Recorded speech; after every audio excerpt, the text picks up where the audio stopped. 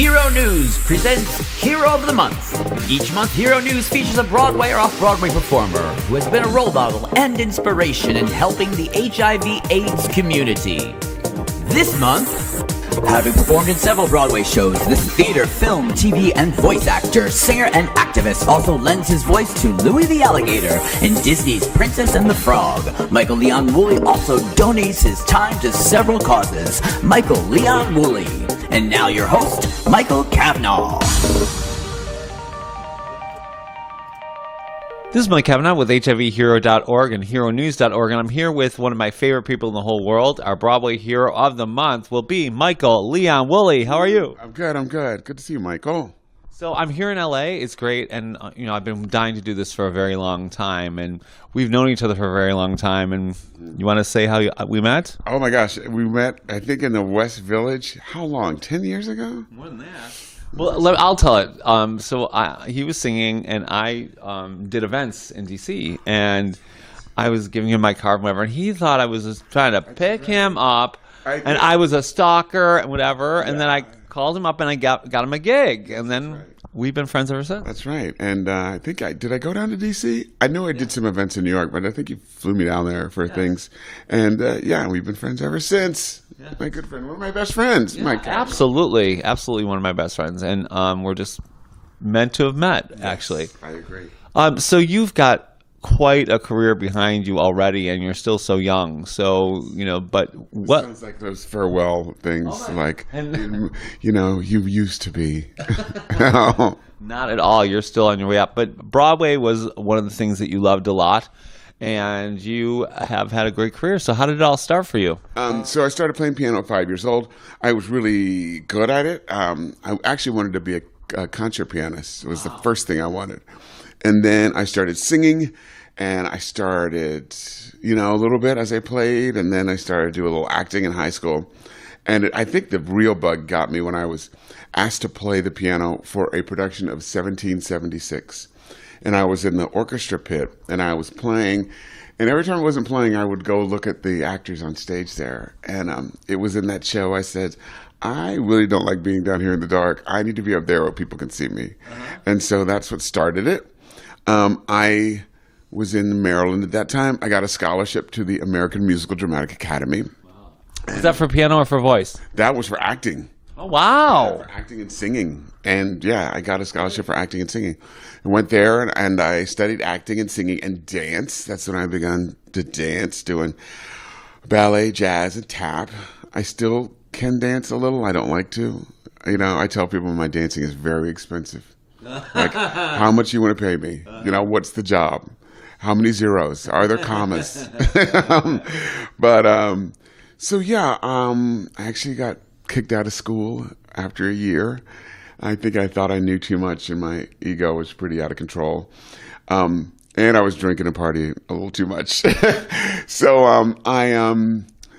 I stayed in New York, and I started auditioning, going to, I don't know if you even remember, getting Backstage, the newspaper that had all the Oh, my God. Yes, I remember that. It would come out on Wednesday nights around 10 or 11 o'clock. So I remember me and friends were always at the newsstand at 11 o'clock on Wednesday nights and getting to Backstage and looking through with a pen and like, okay, I'm going to this one and that one. And just auditioning for anything and everything. And I went to 107 auditions before I got my first job.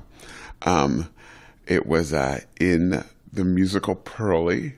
It was a bus and truck tour, $300 a week. Wow. And it was one of the best jobs of my life. And, I was just young and dumb and just like, yeah, let's do it. What? The bus broke down. Wow, this is exciting. If I wouldn't get on that kind of bus to take me to the airport these days. But it was a lot of fun. And then I just began to audition. That was a national tour. I did another national tour. Those were non-union. I got my equity card and then did my first Broadway show, Five Guys Named Mo. I think I even knew you then. You did know me then. I went and saw that show. You were 20 years ago. Yeah, you were with Billy Porter in that. Me and Billy Porter shared a dressing room, who I saw a few weeks ago in Kinky Boots. Finally, he came in before the show closed. And it's, being in his dressing room just reminded us being 20 years ago in that dressing room. And I told him I was like, I remember him walking around in his underwear talking about, when I get my Tony, when I get my Tony, he got that damn Tony. So I loved Five Guys Named Mo, and I loved you in Music Man. That came afterwards, and my whole family came. My mother came. Remember that? Gosh, yeah, it was right. great. Wow. And you were a featured singer in that? Yeah, I was in the Barbershop Quartet, and which was really great. The funny thing is, when I was originally, they approached me for that, I was like, I didn't believe they really wanted me for the show. I thought, oh, they really don't want my big black ass up in the Music Man, River City. I thought they were kidding. So I actually I declined to go in at first. And then Jay Binder approached me and said, yes, please come in. And I went in and sang. And they had the other three parts to the quartet, Jack Doyle, Blake Hammond, and John Sloman. And they couldn't find the right bass they wanted. And I actually came into my audition. It was a callback. And I sang with the guys, and we sounded. Yeah, it was really great. And they actually hired me in the room. It never happens. Yeah, Susan Stroman, great director. And we sang it again, and then she stood up and she goes, welcome to River City. Wow, and I was like, that's cool. So then, one of the best nights I've ever had in New York, actually, you got the big role that you were meant to play, which was the first time on Broadway, being Audrey 2 in Little Shop of Horrors. First time ever on Broadway, and it was spectacular. And I was very lucky because I was Mike's plus one or plus a couple, but I got to go to the opening and the after party, which was really crazy fun.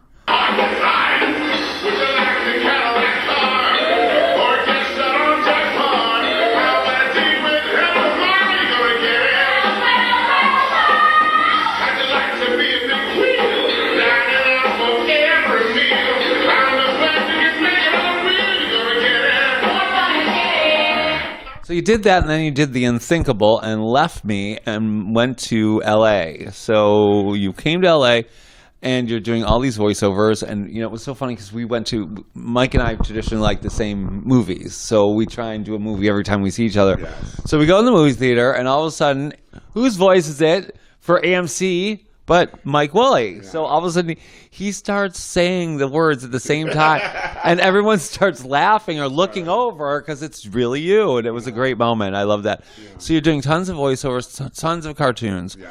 And we could go on and on about that, but I want to talk more about what you're doing now, and this is very, very important.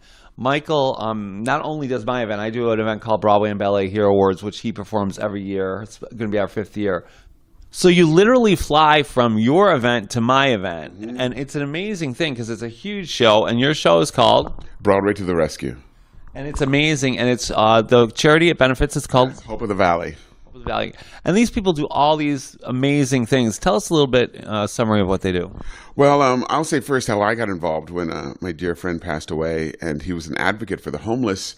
So I thought I should, what can I do to be an advocate? So I Googled I Googled volunteer and homeless, and Hope of the Valley came up, and I contacted them, and I asked if I could, what can I do to volunteer?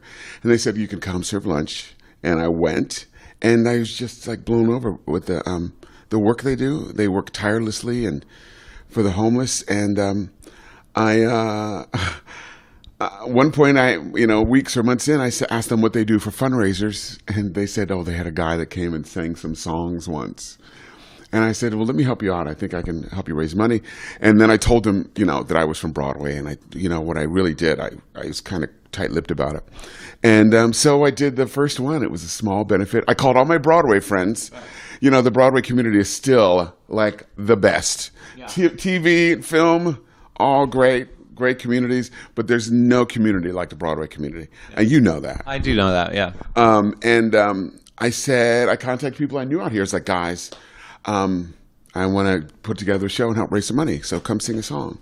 And, a lot of people joined on. And our first event, we raised $3,000 at a small club nearby. And then we moved to a larger theater, the El Portal. And now we're in the 960-seat, I think, Montalban Theater in Hollywood, right in the heart of Hollywood, and huge theater. And to date, Broadway to the Rescue has raised over $100,000 for Hope of the Valley. And not only that, I am now on the board of directors of Hope of the Valley.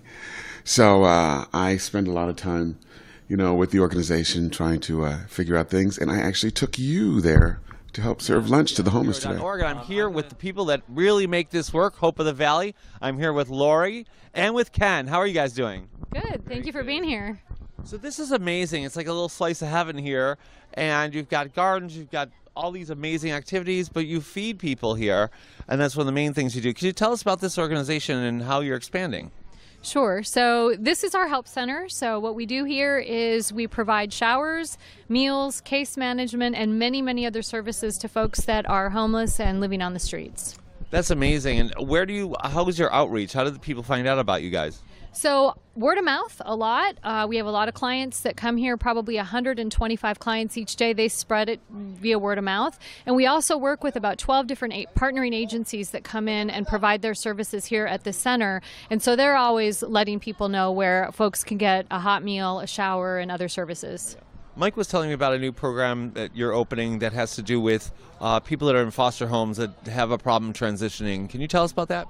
Yeah, we have a 50-bed facility that we've just opened up in the city of Burbank, and it is for young adults ages 18 to 24. Majority of them have timed out of foster care, and it's a place where they can come, kind of get situated, and they work with case managers, housing navigators, employment specialists to try to help them really land on their feet.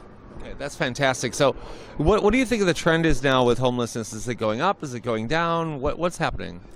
Well, unfortunately, homelessness really is going up in Los Angeles. Los Angeles is the homeless capital of the United States. Just here in the San Fernando Valley, it increased 36% in the past 2 years. And so it really has become a crisis. Our mayor has actually declared homelessness a state of emergency.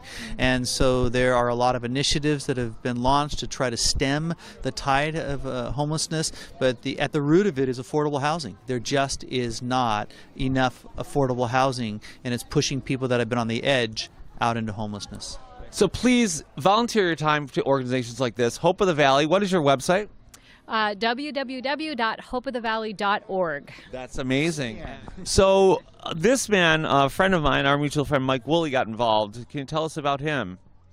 Michael's been volunteering with us for the past several years now. Called one day, said, I want to be a service, and came for a tour and has done amazing and incredible things for the rescue mission, organizing and being our MC for major events at Broadway events. And then he comes here on a regular basis and simply just serves lunch to the homeless. He has a beautiful heart of service. We love him. That's great. I know.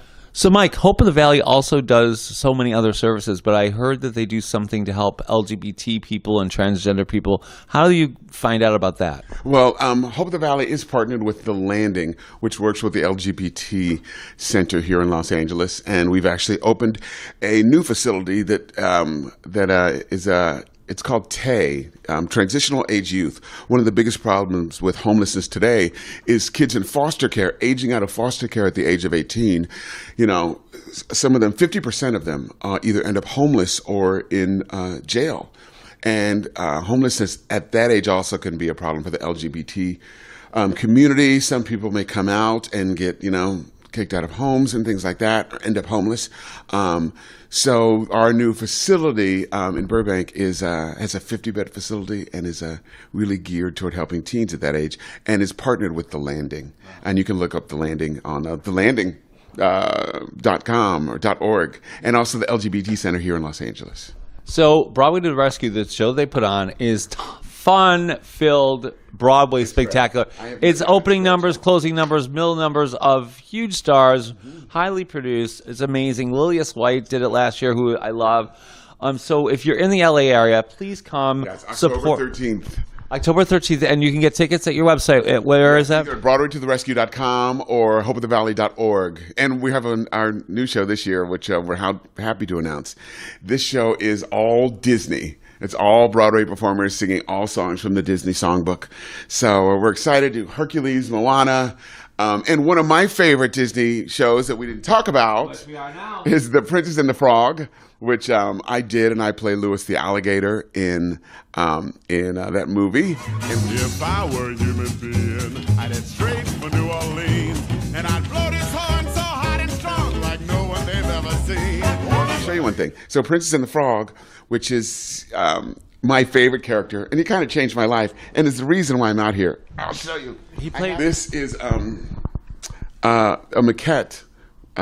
This is what the animators use when they're drawing and they need to get more of a view of Luis. It's a three-dimensional Luis that they can turn and draw all sides of him and to get angles to draw him. That's awesome. And yes, Disney was kind enough to give me one of these. There are 15 of them floating around, and he stays in my apartment at the corner watching over me all the time.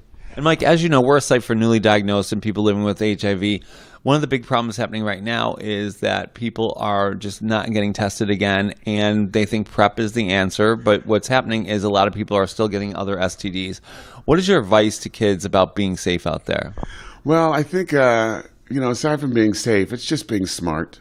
I think we know the rules of the game. I think we know what to do and not to do. It's just following through. So, Michael, thank you so much for being our Broadway hero. I've wanted this. I'm honored. I've wanted this for so long, and our schedules never crack. But here we are. I think you are the most talented person I know, and one of my best friends. And I love you dearly. And I just can't wait to see the next chapters unfold with you. Proud of the work we both do. It's good. Okay, so Broadway and Ballet, third Monday in October, and October 13th, Broadway to the rescue. Thank you so much, Mikey. Thank you.